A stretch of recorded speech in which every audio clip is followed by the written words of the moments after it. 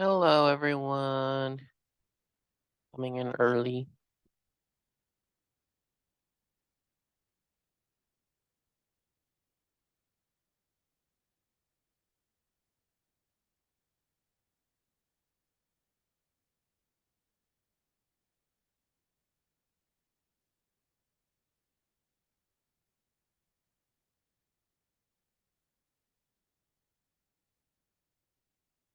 Hi, Elise.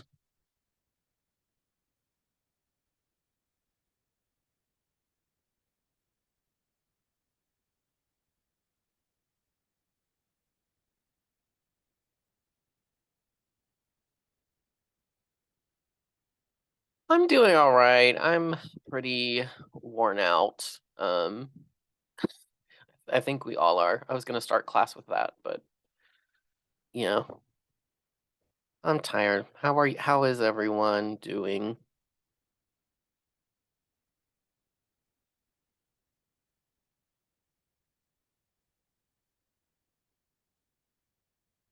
Good, tired, tired, It's the last, what, 2 weeks we have now, right? They're always so tough. Last week and this week. Yeah, I'm having my evening cup of coffee right now too. What do you get at Starbucks?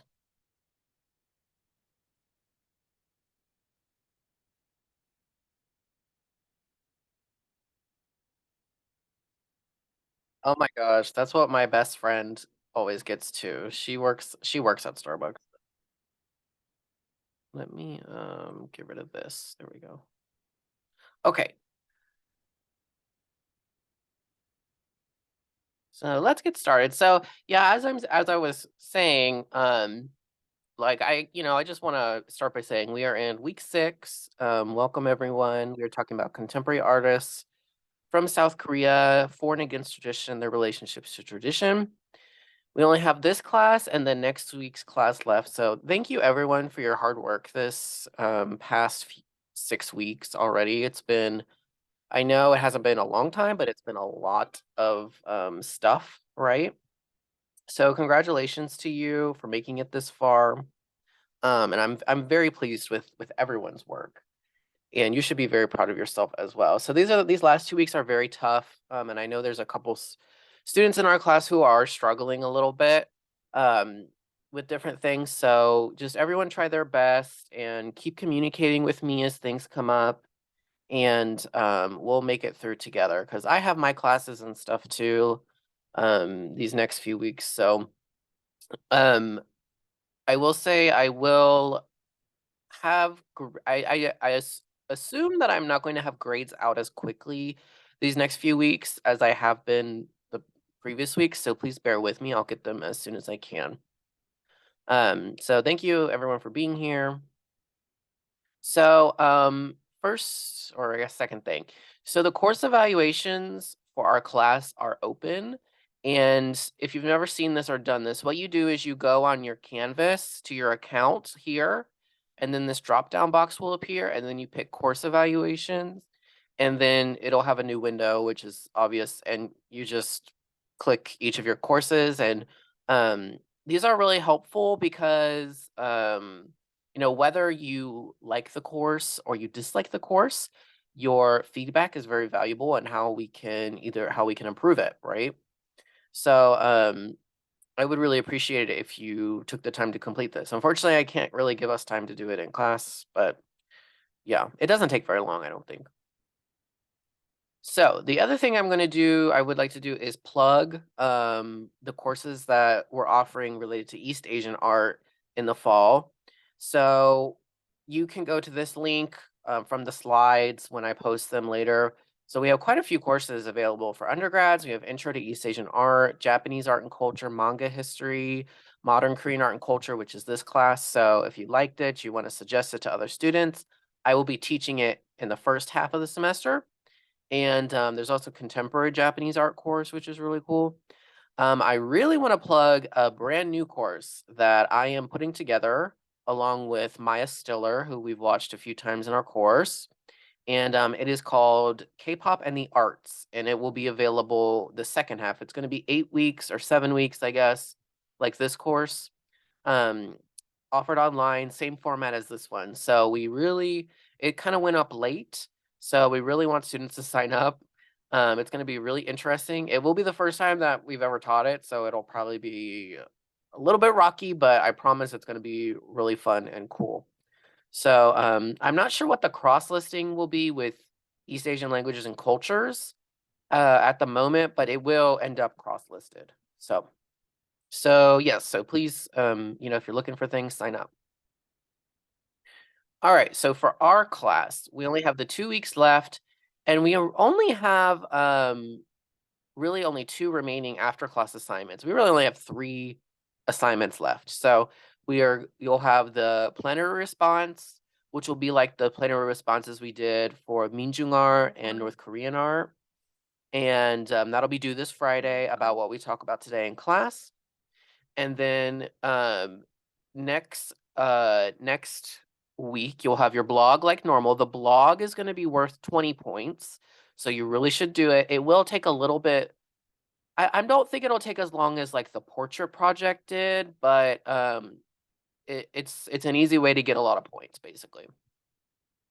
And the final is already happening, so we have only 3 weeks, really, less than 3 weeks between the midterm and the final. The final is going to open next Wednesday, May 3rd at 7:16 p.m. right after class. And then it'll be available through Sunday. So, and it's going to be due at 11:59 p.m. on that Sunday, May 7th. So one thing though is that the last day I am allowed to accept any assignments is that Friday, May 10th. That's like the official end of the semester, right? So I'm not allowed to take anything after that. So if you're someone who's going to submit the final late, you have to have it into me by that Friday. So usually I have grades posted on Enroll and Pay on that Friday. So look out for that. And so if you turn it on time, you should have your grade by then. Anyways. So yes, Ratham, I think the class it will. I just can't remember which ones they are. I think they'll be the similar ones as this course does, which I know you have like a cultural diversity one. I was just looking through all this actually for the course. Because I didn't go to undergrad here, and the undergrad I went to, this idea about course goals was completely different in like general education. We called it gen eds. I don't think they call it that here. It was just completely different. So it will, I can't remember what they are off the top of my head specifically. But it should be similar to like all the art history ones. Okay, so are there any questions about assignments, grades, late assignments, schedule? I think it's pretty straightforward. Okay, so today we're talking about contemporary art. And we're going to be focusing on these 2 artists who you read a little bit about in the chapter, the very long chapter. So thank you if you got through that whole thing.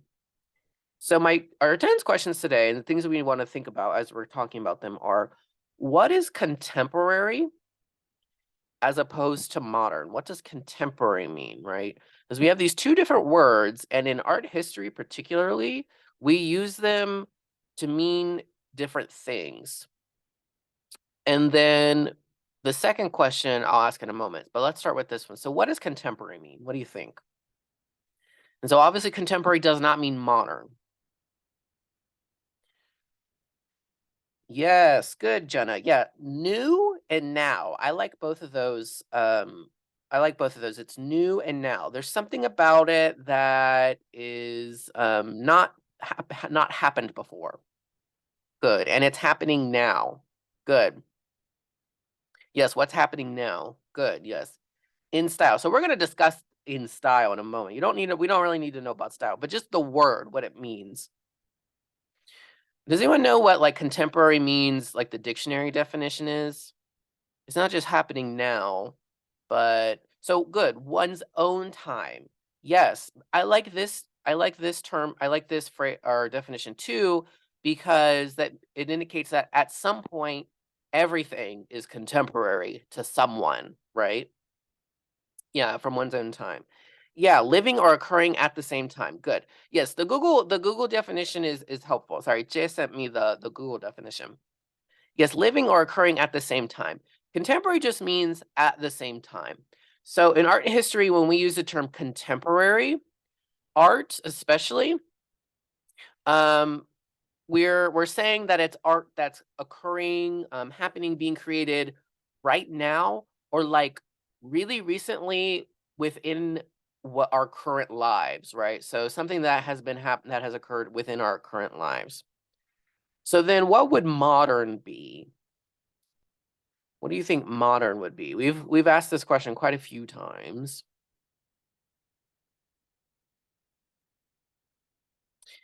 Modern created at its okay, yeah. So it's the same as modern, everything considered modern created at its time. Hmm. Overall a new era over now, maybe current going on, new. Good. Yes. Okay, good. So I like actually in art history, I like what Jenna has put here. Modern in a specific style. Good. Yes, and what Nicholas has here, modern is a specific time period, but it doesn't have to be the present. This is good. Yeah.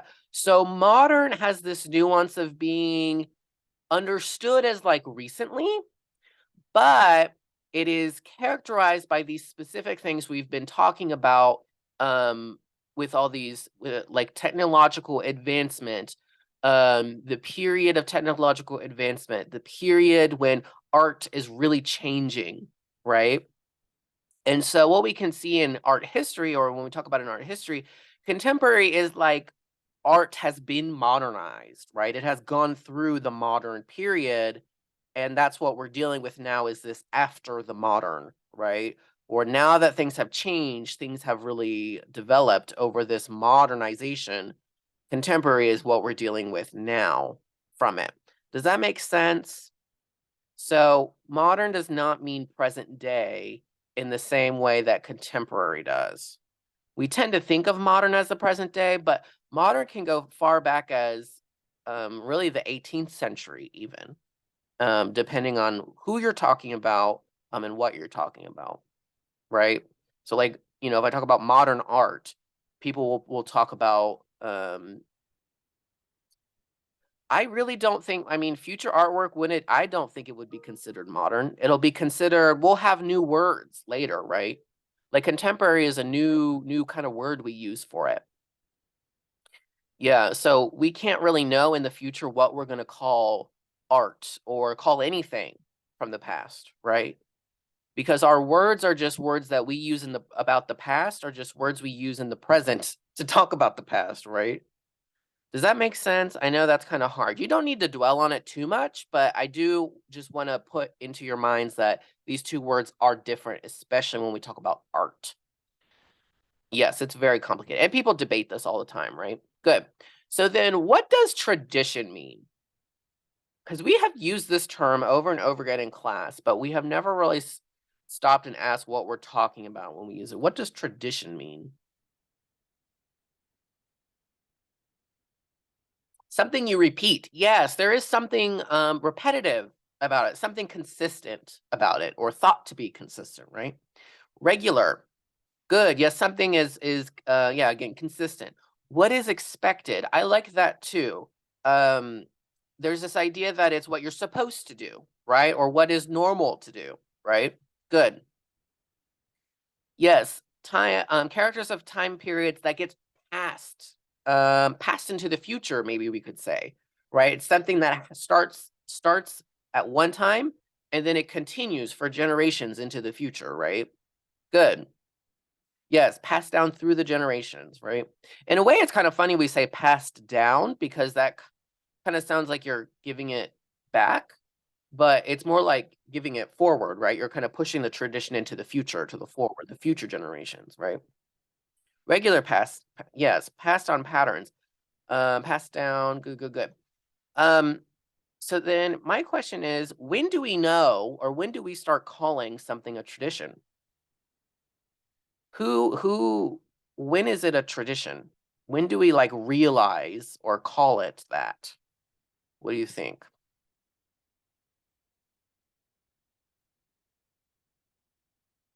If contemporary is what's happening at the same time as us, at some point it becomes tradition, right? When does that happen? It may be an extended period of time. Ooh, I like this answer because it's very ambiguous. I like this answer from Jared. When the culture decides it's traditional. Absolutely. When somebody later on down the line starts calling it that, right? There's not really, yeah, multiple generations repeat it. Good. When it becomes normal, right? It's just when someone or some group of people later have officially decided to call it that, right? There's not like a there's no specific schedule for when you're tradition, right, versus contemporary versus modern, right? It's just, again, these words we use in the present to talk about the past or about right now, right? Okay, good, very good. So let's think about that when we're talking about these artists, because these are some things that they are interested in, are these definitions and these concepts: contemporary, modern, tradition, time, all these time related concepts. So let's talk about the book chapter. So how far does it seem like the Korean art in this chapter, which is like the 90s until the present, how does it seem different from what we've talked about that was like in the 1980s? How is it different from like Minjung art or even earlier, like the Japanese colonial period art? What does Charlotte Horlick seem to say? Or what is your impression? Yes, it's very diverse and array of media. Yes, media is huge. There's all sorts of different ways, different materials, and even things that aren't physical materials, right? There's digital media, not just physical media, right? That can be used now, right? Very easily, right? Yes, greater expression rather than political or personal. I still think there are like personal stances, but I think Viola, what you're getting at here is that what a huge argument here is that it's not related. A lot of the time, the art is not related to a specific political movement, right? So the Minjung art was a very specific political movement, the Minjung movement, right? But once the Minjung movement is over, we just have these individual artists and they have their individual expression, their individual concerns that are political, but they're not necessarily connected to a political movement. It's just their expression, right? Good. Which gets to, yes, this idea that they're very individual. Good. And good. Yes. So Jay said international, and Jared has put cross-cultural. Yes, exactly.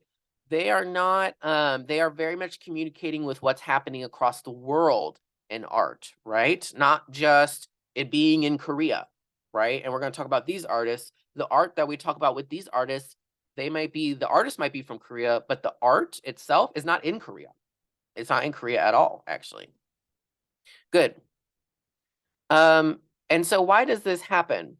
So this is kind of a guess, but did anyone pick up on what she claims to be the reason that this happened? Why did it transition from being so this very productive kind of society, this economically productive society, and art reflecting that politics, to this new kind of consumer society? What was the reason for that? Yeah, post Minjung, essentially this democratization, right? Brought about better working conditions, number one, and it brought about an economy that started to work better for everyone in a lot of ways. And so what we see is a middle class start to rise, and become they're much they have a lot more, what do they call that? Expendable income, right? And so these artists are in their practice are starting to reflect the issues that come up with this consumption, this consumption-driven economy, consumption-driven society. Good. Okay, so she uses this term all the time, 386, but she does not discuss what that means. Yes, you could call that a form of modernization, right? It is a form of modernization. It's a phase in the modernization of South Korea, particularly, right? Kind of like one of the last phases in a lot of ways. So 386 means they're in their 30s in the 1980s, and they were born, or they're in their 30s in the 90s. They went through Minjung, the democratization in the 80s, and then they were born in the 60s. They use this in Korean, and essentially the reason is because they're people who have lived through there are people who have lived through the military dictators, and then they're like the number one adults in the 90s. Yeah. They're like the adults in the 90s, right? If you're in your 30s, they're done with college, they're done with education. So they're like the workforce. They are the ones who are also now the main agents in the electoral process as well, right? So that's why this idea of 386 comes up so much. And then finally, what was our favorite artworks? Everyone had very different favorite artworks. What was one of the artworks that stuck out to you from the chapter? Mine, mm, mine is of course Oh In Hwan, where he meets him, and I also really love Ipur. I love Ipur's work. Um, and I also love Choi Jung-hwa's the trash sculptures. He does those a lot. Good. Yes, the big flower one. That was Choi Jung-hwa. That's in front of the yes, Majestic Splendor. There we go. Yeah, the statue of the brothers. Yes. I can't remember what that one's called. But yeah, that's a whole if we had a section on like art and the Korean War, we would talk about this theme, this symbolism of the brothers. That happens all the time. Yes, the painting, the yellow and Scream. The yellow painting and Screaming with Kim Bum, right? Yes, Sadoho, the military dog tags. That's apparently like really what's the word? When you see it in real life, it like really throws you back. It's like really overwhelming, apparently. Good. Yes, the glass chandelier, majestic splendor. Yeah, the yellow scream is really fun. Good. Okay. So there are a couple of underlying arguments and assumptions in her chapter that I'm just gonna go over really quickly here. So there's this idea, right, that she pushes because of democratization and then like the economy became a little bit more fair, right? There's this age of pluralism, and so that led to this diversity of media, which she uses the term form. Form and media are very similar to one another. They're a little bit different, but we'll just keep them together. And so there's this assumption, right? There can't be a pluralistic art scene under the dictatorial regimes of the 80s and earlier. But, we've talked about Minjung art, and I'm going to show you Tansekwa, which is these kind of monochrome abstract painting, which was the main kind of art in the 1970s. Are these really the only forms, even though we talk about them, do you think that they're really the only forms of art during these times? I mean, what do you think?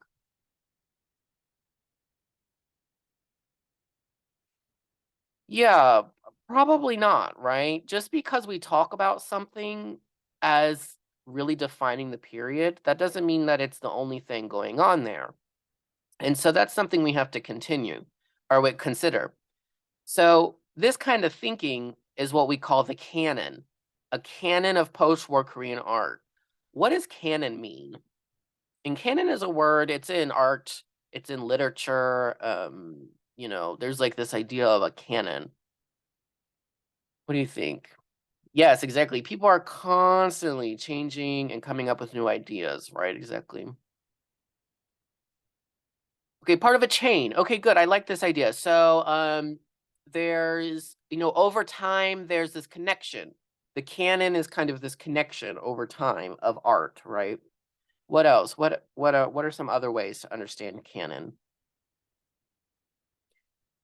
Do we know?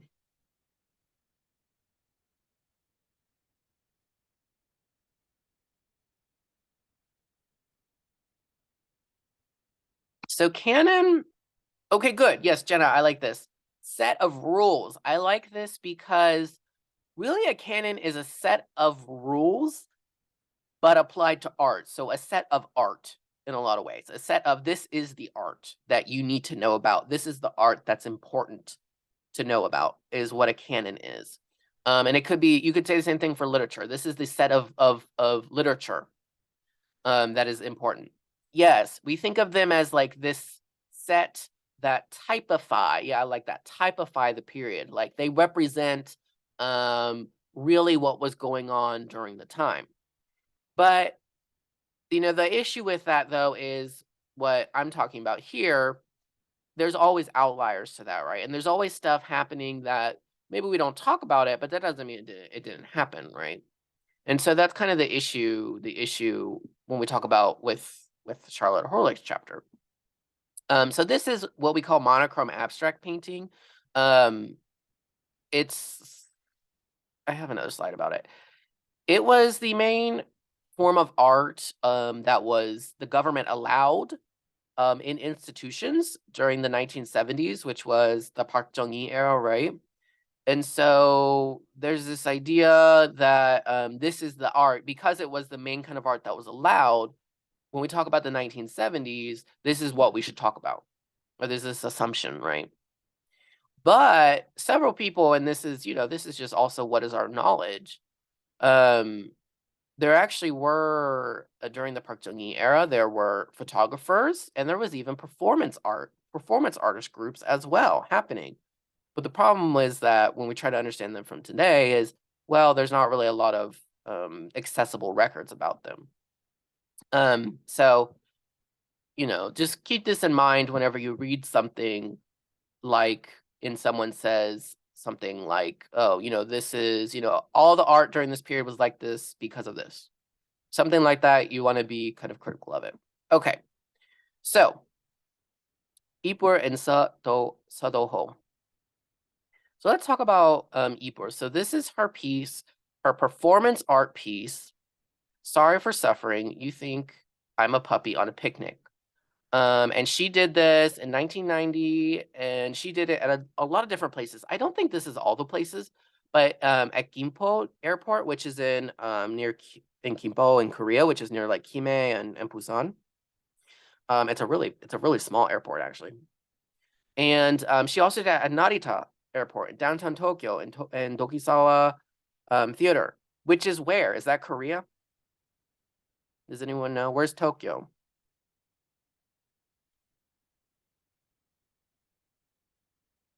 Japan, yes. So she really did not even do this performance in Korea. She is Korean, but she didn't do this in Korea. She did this in Japan, right? So, what is performance art? What do you think? What is performance art? What are some things that you noticed about performance art?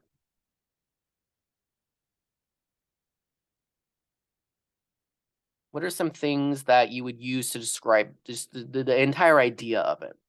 Good, it's abstract. Yes, there's something very there's something a little bit difficult to understand about it. Yeah, good. Oh, yes. I think this is the underlying thing here. Using your body as a form of expression. Yes, it's this idea of the body as canvas. You'll hear this before. The body as canvas. So you, instead of like putting paint on an actual canvas or taking clay and turning it into something, you're taking your body and you're doing something with it, and that is the art, right? Good. It can be just a little bit disturbing. Yeah, sometimes it is. In the process, very important word here, process. Process is what's really important about performance art. It's all about highlighting the doing, the going on, the happening. It's very much about time and place. Good. Human interaction. Yes, very good. Human interaction is very important. It is about that relationship between the artist and the audience, the people who are watching the artist do this thing. Or if they're not watching anyone, if no one's watching them, sometimes artists do performance art pieces where no one's watching them and they just record themselves, right? Um, Still, it's about that relationship, how people look at it afterwards. Good. Yes, there's sound. Sound is very important. It's a lot. There's many different senses engaged with performance art. Good. So, because of this, what is difficult about understanding or trying to like study a performance art piece? What do you think? And there's a hint that's kind of in the background of this photograph, which is why I'm using it here. What's kind of difficult about it?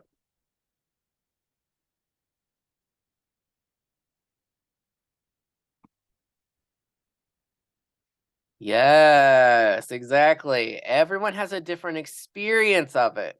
Right. So if you're doing a performance art piece, is it going to be the same every time you do it? Exactly. We have to rely on not a primary, like we can't go look at it, like we can go look at a painting or look at a sculpture, right? We have to understand it and try and understand it through a photograph or a video recording, some kind of documentation, right? And so we're kind of relying on someone else's personal view of the performance, right?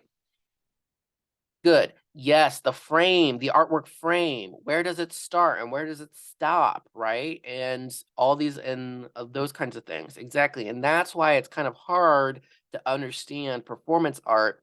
Um, and that's also why it's hard, really, if you are someone who's seeing it. That's kind of why it's hard, right? Because it's very much up to a lot of your personal interpretation of what's going on.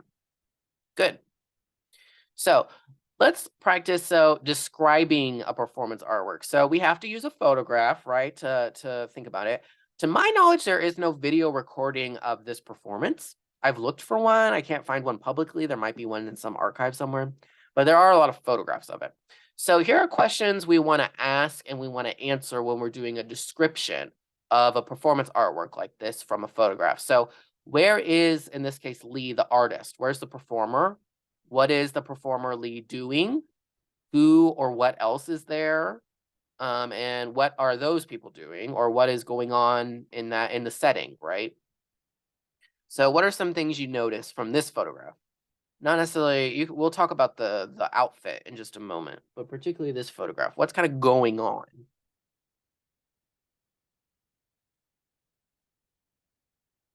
Good. Yes, these are good like bullet points here. On a street, very important.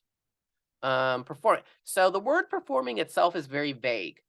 So try and pick up and try and put into words what you think the movement would be like, right? People in business suits or everyday clothes, very important. They're standing in the street, right? Good. So Lee's on the side of the street and appears to be dancing. That's good, right? Good. Good. There's a stop sign. Yeah, so she's at like a stop sign. So she's at like an intersection, right? She's not just somewhere on the sidewalk. She's at specifically at an intersection, right? Getting attention. Good. So what do you think? Audience? Okay, good. Yeah, people are crossing the street and they appear to be watching her. This is a very important phrase here from Viola. How are the audience, based on the photograph, how do they seem to be interacting with the performer? They do appear to be watching. I think like this guy back here, he seems to have his gaze affixed on her, right? This guy here, he seems to have his gaze affixed on her. This guy here, not so much, but this guy here, maybe he's looking toward her. It's kind of hard to see, but yeah, the people in the cars, can we tell from the photo? This person in the car seems to be looking at her, right? Yeah, good. So, that's very important when you're describing to try and capture in words that relationship between the performer and the audience. Good. So let's talk about the actual outfit. So this picture actually shows what it looks like a little bit. So what are some of the media that you can kind of guess are used in the outfit? What kind of adjectives would you use to describe it? What kind of genre or style? So mostly fabric, right? Yeah, so fabric can be a lot of different things. I think if you look in Charlotte Horlick, Horlick actually met her and asked her about what she used. I think it's just like this like cloth. But what she stuffed it with was like foam. So the stuffing is foam, right? So it's kind of like cloth over foam. Yeah, I think the hands are like stuffed with like foam, probably. Good. What else do you notice? Yeah, maybe paint. I can't remember. It might be like spray paint or like dye. Good. There's one other thing that's on here. Um, Another medium that's on here.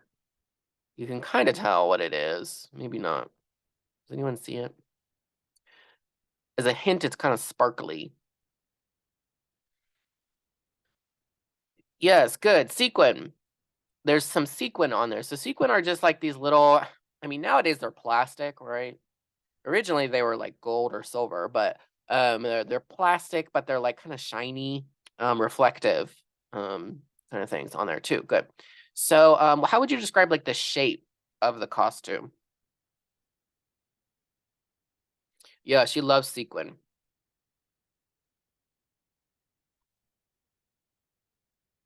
Okay, good. Blob-like. What else? There are a lot of different words you could use. Someone besides Elise. We're getting a little bit tired or something, I think. A little bit out of it. Ooh, I like this. Organic in form. Yeah, it feels very like it just not controlled, right? Like very yeah, it feels I want to say like biological. That's my only other like synonym to organic. But yeah, like something like an actual shape you would see in nature, right? It's not fixed to anything. It just kind of is spreading out, right? Looks like an organ. Very good. That's a good simile. Looks like an organ. Or like a part of a body, right? Exactly. Good.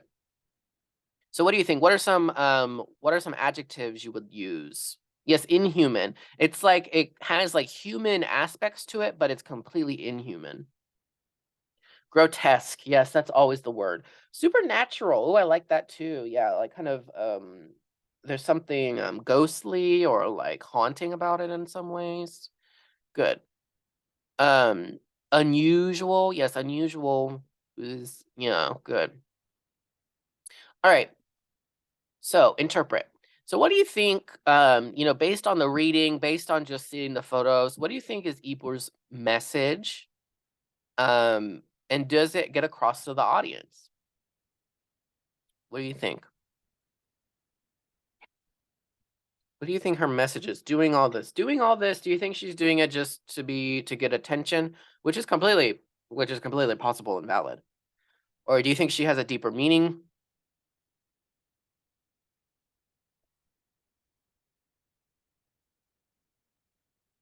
Does anyone remember Horlick gives a particular interpretation of it that I tend to agree with? Good. Okay. So Jess said, he would just direct message me. Jess said, just to make people uncomfortable or think about it. Yeah. Um, that's kind of a weird message or like a weird intention, right? But it's kind of powerful in a lot of ways too, right? So why would you want to just make people uncomfortable? Oh, okay, good. Here we go. Yes, exactly. Making them uncomfortable, drawing their attention to the body, particularly the female body, right? And the different way than what is it's supposed to look like. Exactly. Yes, draw their attention to the differences, right? So in wearing this like grotesque outfit and going out in public and dancing around, she's trying to get attention, right? But very specifically, she's trying to evoke in the audience this discomfort, make them think about it. Why are they uncomfortable, right? Um, and do you think that gets across? If you were to see this, how would you feel? If you were to see this, how would you respond or act or say? Yes, very good. To try and normalize things that aren't typically considered that are considered supernatural or yeah, normalize things that aren't considered standard or consider things that are considered gross in a lot of ways, right? Good. What do you think? How would we feel? Personally, I think, I would be really interested if I saw this, and I would definitely start gathering like these people did, but I don't think I would quite get this message of, like, think about why you're uncomfortable. Um, I probably would get, just if I could tell. I mean, I might not be able to tell her gender identity or anything like that from because of the costume, but if I could, and I knew she was a woman, I probably would start thinking about the way that women's bodies are supposed to be represented and the standards like that. But good. Yeah, it's kind of like a mascot in a crowd. Yeah, it's like awkward. I would want to keep walking. Good. Yeah, you might think about it later, right? Good. Good, yes. Disturbed. Yeah. Yeah, look for someone else who observed or recorded it. Right, exactly. Good. So what do you think? Does this connect to Korea at all? Or how does it connect to past art in Korea? What do you think?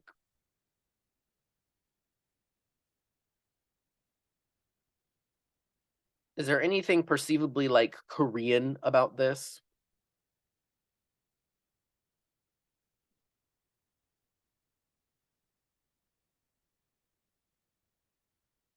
Not really. Yeah. Jay said, not really. I agree. Yes. And that's the point. And that's the point, right? She's not necessarily interested in that. The only this is what gets this I bring this question up because one of the main questions when we talk about these kinds of art from these artists, yes, they are from South Korea, but number one, she's not doing this in Korea. Number two, it's not really related to Korean anything, right? So aside from the fact that she's from Korea, what's Korean about it, right? Even though we put it in Korean contemporary art or contemporary Korean art. Yeah, so I think this picture really captures that kind of a juxtaposition between like the men who are all over in the background, right? And then her very, it says it should say obtruse. I don't know why it says obtruse femininity, right? So she's trying to challenge the notions of what women are supposed to look like, are supposed to do, how they're supposed to act, right? And this is really consistent in her work. So, we can't watch this one or without a good disclaimer, but this is actually one of her first performances that was a year earlier. That was again this was in Seoul, but it was a Korea Japan kind of co festival, performance festival. And she tied herself to the ceiling and, apparently she was, like, sucking on a lollipop, and she would do this for, like, 3 hours a day or maybe even longer, I don't know, like, in the afternoon at this festival. And it's called Abortion, and it's talking back to her experience. She actually underwent, an abortion, which is illegal in Korea if you don't know, or which is probably not surprising to everyone, but it is illegal in Korea. So, from the get-go, her art has always had these kind of, feminist politics related to it, and, very deeply rooted in her personal experience. Nowadays, she's really known for this. She doesn't do performance art too much. She does these kinds of artworks here, which are more like, mm, maybe a sculpture in a way. But this is a tribute to the death of Park Jong-chul. If you remember, he was the one who was waterboarded by the police during the Minju movement, and she put this in 2007, or she made this in 2007. But again, this was in Paris. This wasn't in Korea. It's related to Korea for sure, Korean history, but it's not. This artwork is not in Korea. To my knowledge, it's not in Korea. So, what is the overall relationship between her art and then tradition? What do we see here? What's kind of going on here? She's definitely political and she's definitely social. Um, However, I don't really know what her involvement is in actual like protest or political movements. So I do want to, this is just my personal thing. Um, there's a difference between activism and advocacy. And there are artists who are activists, and advocates, and then there are artists who do these kinds of things, who do make political statements, but they're not necessarily like actively protesting or trying to fight for change. So this is I'm not really sure where Ipu falls on that scale, but something to think about when we're trying to decide, is an artist a political artist, a social issue based artist? Yeah, exactly. It challenges very obviously it. She's not interested in tradition at all, right? She wants to challenge tradition. She's much more interested in her personal expression of her personal experiences and her personal political and social beliefs about what should be acceptable, right? Good. All right. So, are there any questions about Ipur or performance art or that kind of thing? Because we're going to switch over to Sodoho and it's extremely different. Okay. So, let's talk about Sodoho. A lot of you really like Sodoho. So, what kind of art do you think that we've seen a lot of different artworks by him between the chapter and the videos? So what kind of art does Sadoho make? What do you think? What are like the genres or the media? Um, like how would you categorize it?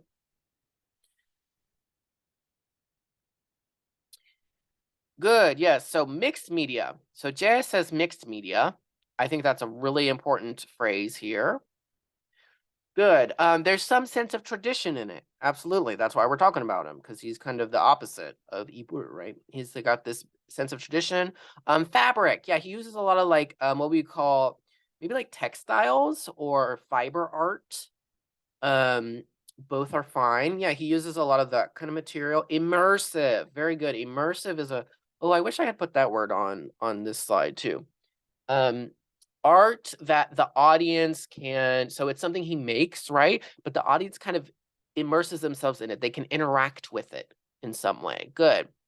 Yeah, so overall, I think if I had to pick one term, it would be this: installation art. What is installation art? Someone mentioned this earlier. I think it was Ratham. Said, "Ooh, installation. It's installation." What does that mean? Because this is something we use in contemporary art, particularly. We say, "Oh, it's an installation piece. It's an installation artwork." What makes it that?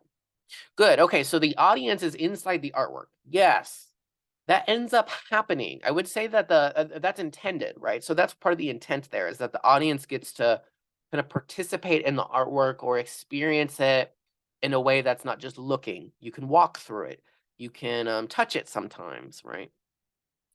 Well, what's kind of the most important thing? There's kind of something that's really, because of that, or because of that intent, um, there's something specific. Yes, here it is. Refers to the place where the art is. Good. And surrounding artwork, living it. The place, the you could say the site or the spot where they intend to put the artwork. That is the number one most important thing. What they do is they go into the space and they say, "Oh, what can I put in here?" That's kind of the way that installation art is thought about, is you have a space and then you put something in it, rather than creating an artwork and then fitting it into a space later. Does that make sense? So it's all about the space itself. The space is part of the art. Absolutely. Absolutely. Good. So you could say that he kind of does some like sculptural things, right? And multimedia. So we talked about, yeah, so we have lights and smell and sound. Yes, architecture is like kind of one of the first installation art kind of things, we would say. And some people say that. And architecture is very important to installation art. Good. So there's digital media, right? And all these different things. But the fabric architecture, yeah. Okay. So how do we describe this? So what are some of the materials, some of the media that's used in this gate that you saw? This was in the this was in the short video, I think, right? So did you pick up on the different media? Okay, good. So thread, so the fabric, right? So the gate that we see here is made of the fabric or the thread. Good. What else is there?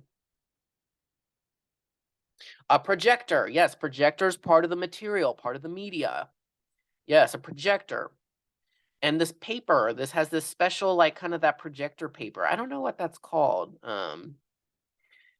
Good. Yes, the digital animation. So there's like this, there's like there's a video that's part of it, and it gets projected on, right? Good. Yeah. Is there any other media? I'm trying to think. Mm, hmm. I don't think so. So what about the size of it?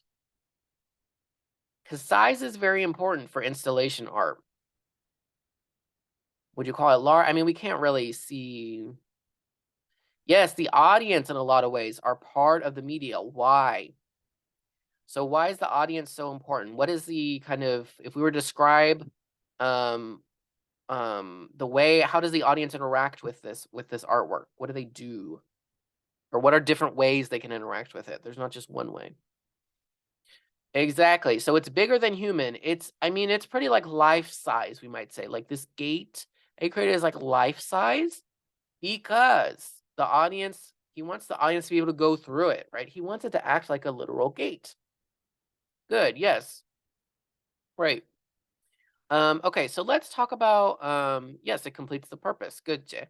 So let's talk about so one thing in the elements or the motifs, so like the style or the icons are going on. Does anyone remember any of the parts that were projected in the video? What were some things they projected? The birds, yes, the birds. Anyone remember what else? Yeah, I think there's a horse at one point. I don't have a image of the original one. Yes, the birds. The birds are the big one, like in this one. Good.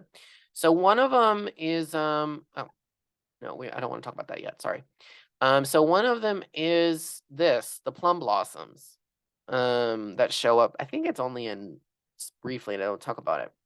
So the plum blossoms, what is the important part about these different motifs that he used?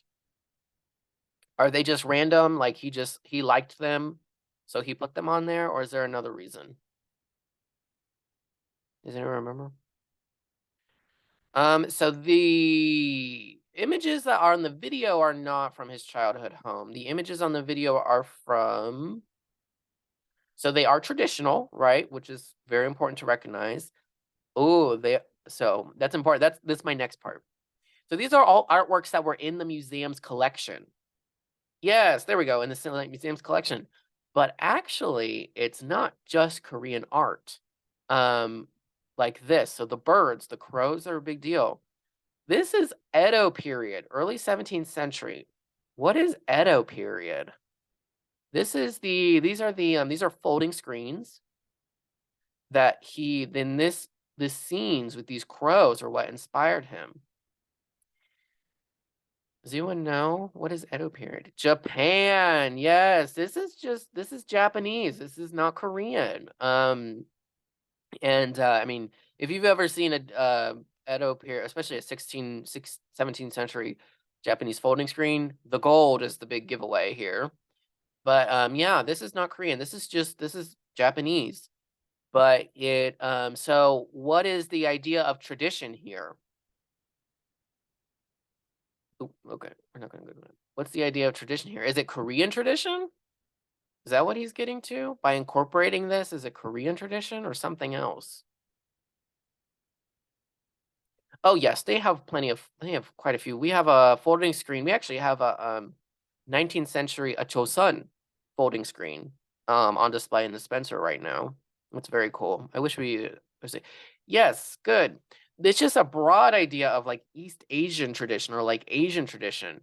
So that brings me back to this question here. What was like the main narrative? Did you hear what he said? What his motivation was? Did you notice there's a very particular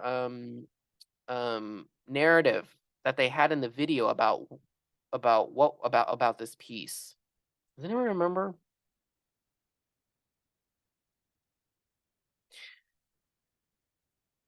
Yes, so the connection with East Asian art, with East Asia, right?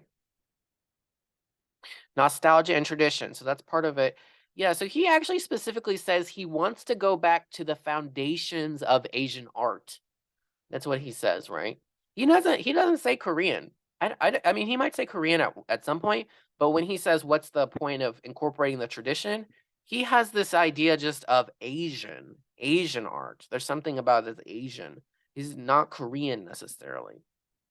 But that mixes yes, exactly. Here we go.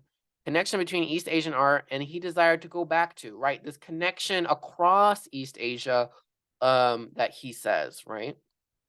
He's particularly this connection across East Asia. Very good, very good. Yeah. Well, we have Korean in our heads because we're like, oh, this is a Korean artist. And this is, it's Korean art. But that's not what he's interested in. That's not specifically what he's interested. That's not the nuance of why he incorporated tradition here. But this gets in, so that's the kind of the more like tradition. But then here's what we have, many of us keep saying, the nostalgia, right?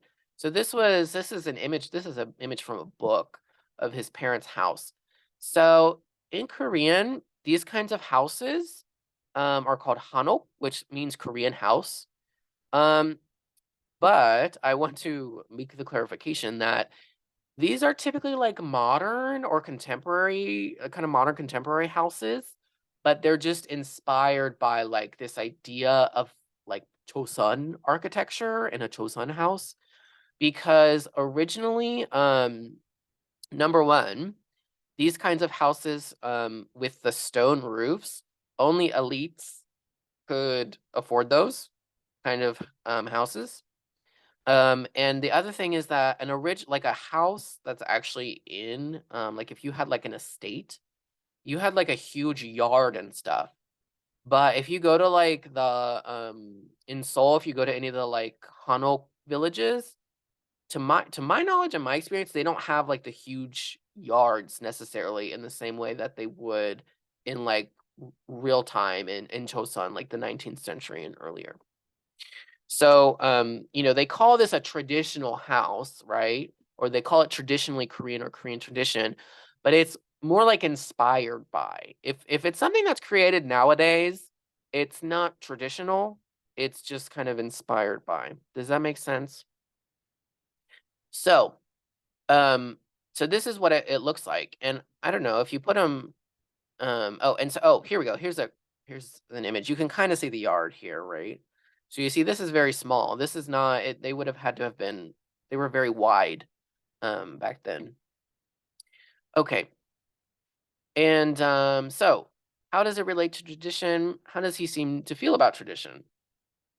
What do we think? Oh, we're gonna finish really early, I think, which is fine. Proud. Okay. What else?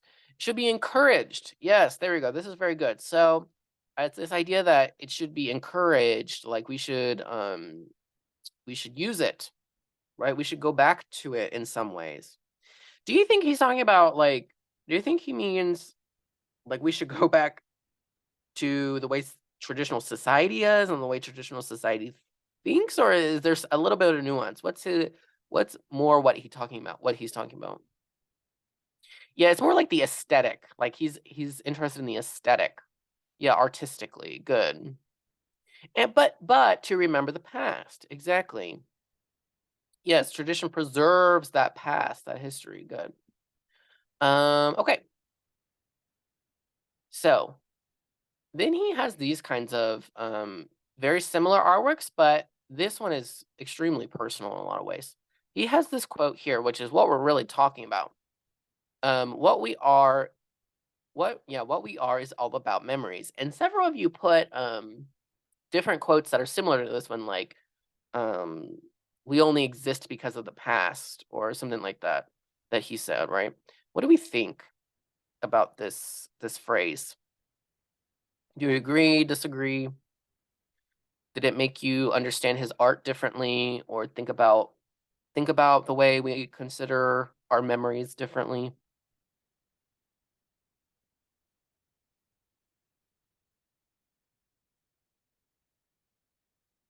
Yes, the past informs what we are today. Yeah, I think that's the quote. Yeah, Ratham, you were the first one who I read who put it in their blog.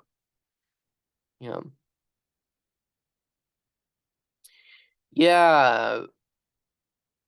I definitely think memory is so important to to experience. Um, but yeah, memory can be it can be really bad for us to dwell on memories in a lot of ways, or dwell on the past in a lot of ways, right? I don't necessarily think he does that with his art, but that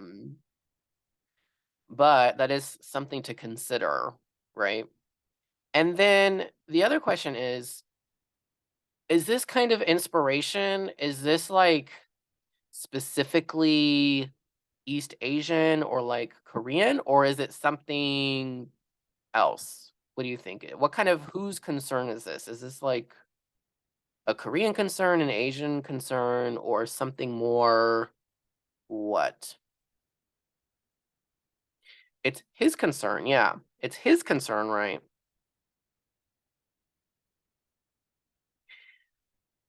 Personal to him, right? I think it's personal to him, but I also think it's more just a general, like, human concern, right? Or, like, something that a lot of different people can relate to, right? This issue of memory, good. Yeah, we don't have to be stuck in the past, but we shouldn't forget, yeah, we can't forget our experiences, which have definitely shaped our path into the future. Absolutely, Nick, I agree. Yeah, and I think that's what he's also talking about here a little bit, right? Mhm. Yes, good. So let's try and describe this one. So, number one, what is this? And then what kind of media are we dealing with here? How would you describe the color, the perspective that we have of this artwork based on the photograph? And this one has a particular composition too, I think. That's important. Okay, so it's an apartment door. Good. So, what's it made out of? Or what different aspects does he represent? Or does he recreate with about it? Is it just the door or something else? There's a lot of stuff going on here. Okay, good. So there's the steps,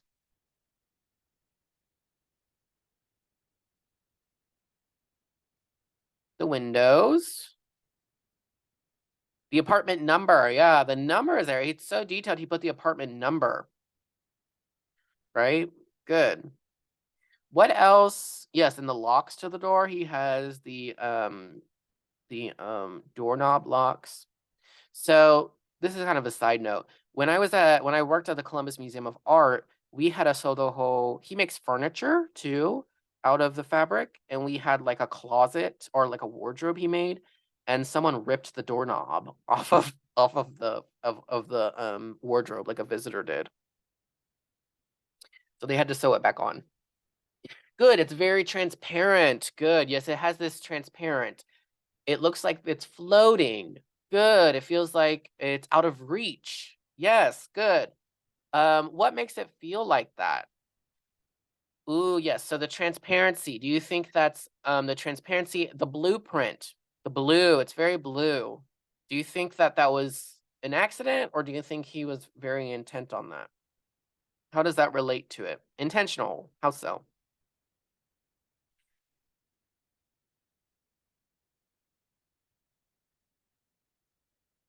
Yeah, it is. It's like you see a 3D model of the design of the architectural plan. Yeah, exactly. Okay, it looks sturdy or planned. Okay. What about memory though? How does that relate to memory? Ooh, beautiful. This is beautiful. The art is imperfect slash not detailed enough, just like memory, but it's significant. It stands out at the blue with the blue color. Right. Exactly. That blue um still kind of stands out, has that vagueness of a memory, yet there are certain details that are still very apparent, right? Good. And then the blueprint is like representing where he's come from. The blueprint for who he is. Very good, Maddie.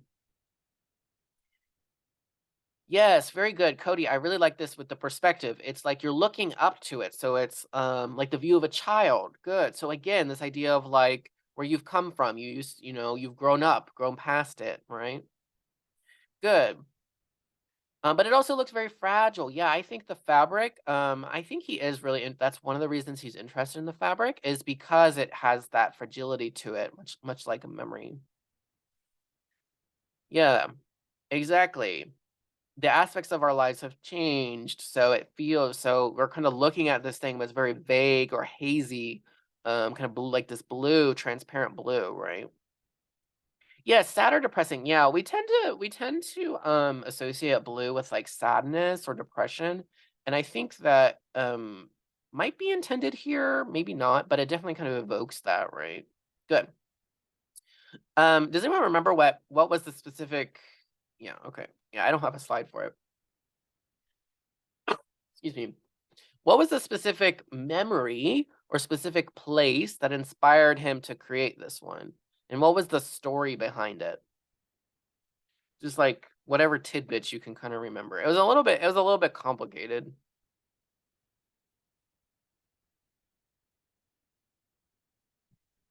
So it was a studio kind of. So we know he lived in this apartment. Where was the apartment? Not just approximately what city was it in? Do you remember? It's like the most basic city for artists to live in, for contemporary artists to live in North America, or one of them at least. It was New York. I think it's in Brooklyn. I think it's in Brooklyn specifically, but yeah, New York. New York. Yeah, New York City. Good. So it's in New York City. And then why was this who was affiliated with this apartment? Who he had a relationship with this particular person, and that his relationship with that person is what really makes this stick with him, makes this place stick with him. Do you remember who it was? I have to think back to the video.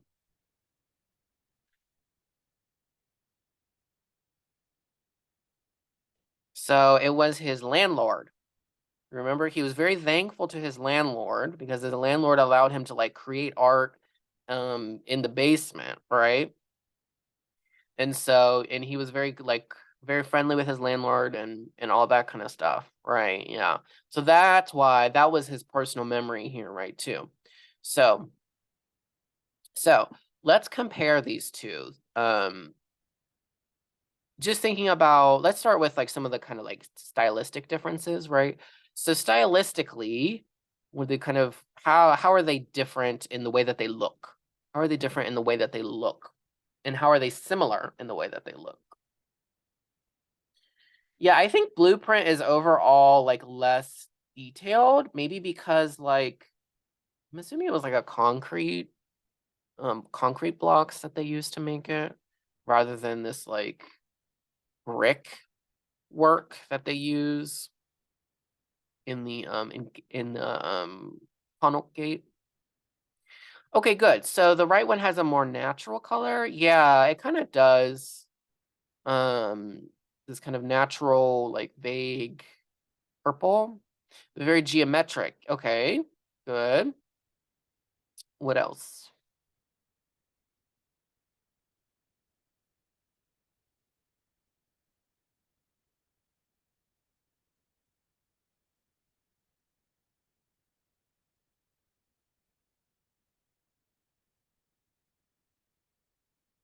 So what about the color? So we said one is more natural, but yeah, and one is more detailed. Yeah, okay, good. So one of them is inspired, kind of has this like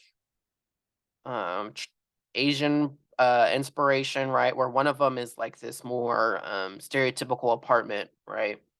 In New York City. Good.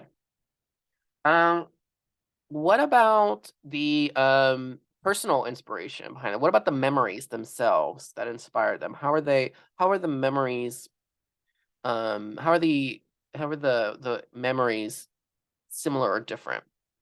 So Door is about his New York City apartment. and his relationship with his landlord, whereas Gate is his childhood home, his relationship with his parents, right? So what are some of the nuances between these personal intents? Yeah, one from childhood, one from being a fresh artist. Good. So one is it's a very much it's a far memory, right? He's when he's a kid. The other one is still a far memory, but it's a little bit more recent. Yes, exactly. So good. So like this gate is related to his like roots in Korea in a lot of ways. Um and so but then the door is kind of representative of his life in New York City, right? So away from Korea. So as if you remember in his biography, he did go to school in Korea, right? And he got a degree and he got a fine arts degree. And then he had to come back, and when he came to the United States, he had to start over again with a BFA, right? So he's kind of showing when we put these two next to each other, we can kind of see the artist's biography through them, right? And his change from being in Korea to coming to the United States to study art, right? Good, I like this. So the kind of the symbolism behind it too. One is a closed door, one is open. Yeah. Okay, so I should have explained this earlier. So in Korean, there is only one word for door and gate, and it's the same word. And it's mun. So this is not a door in the sense that you're thinking like a door doesn't go in here and like fill it in. A like lower kind of gate that would probably go up to about like before the arch starts would go in here, and you would open that gate, and that would bring you into the yard of the home. Okay. So this is not so that's why this one is labeled gate, right? So I'm just explaining this to you because I don't want you to get confused about like what this would look like. Whereas this is a door, right? So there's like this frame, and then a door fits perfectly in it, right? But yeah, so just think about that. There's not a door that goes into this archway. Okay. Okay. Good. So let's finish up here. Okay, so this is really easy, right? So how are their interpretations? So between Sadoho and Ippur, how are their interpretations of traditions similar or different from each other? And how does their art comparatively relate to Korea? What are some ideas that we have?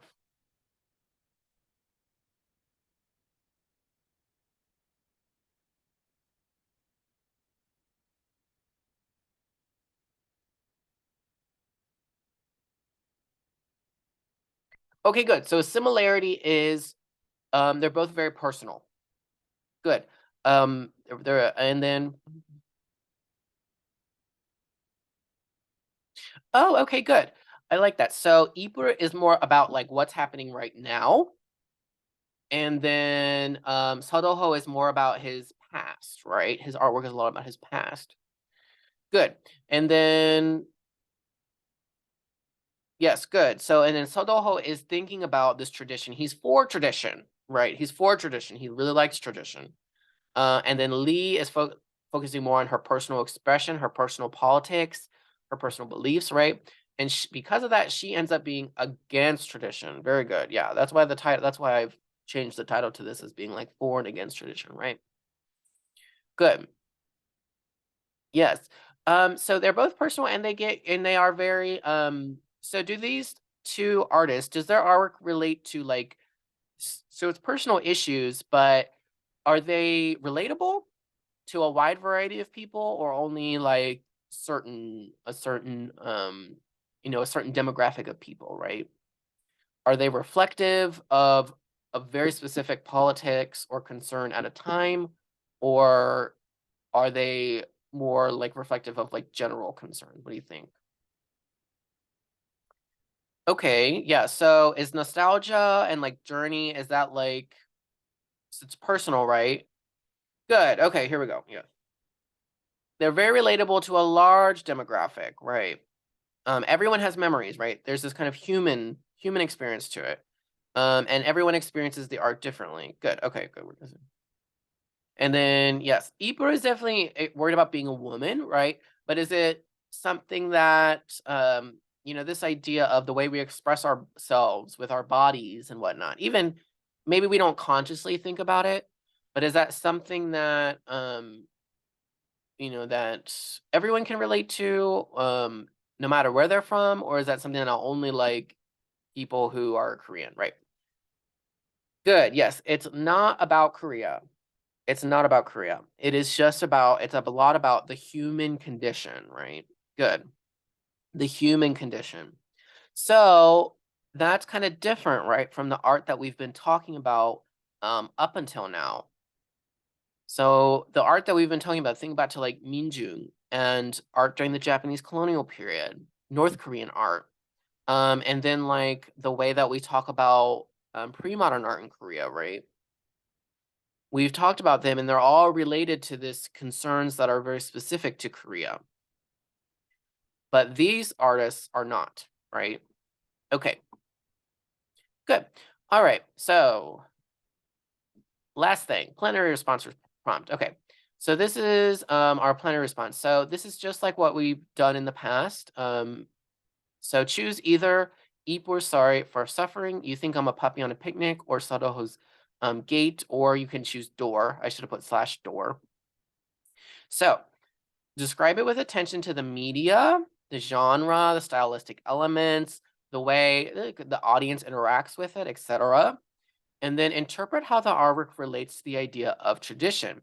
Is it for or against tradition? Does it incorporate any traditional elements? If so, what? And if not, why? And if not, why? So include at least one citation to the readings or videos from week 6. You can use Horlick's chapter or the 2 videos about Sadoho, right? Okay, and this is due, this is, I thought I changed all the dates. So this is due this Friday, which is April what? April 28th. April 28th by 11:59 p.m. Okay? So this is it for this week.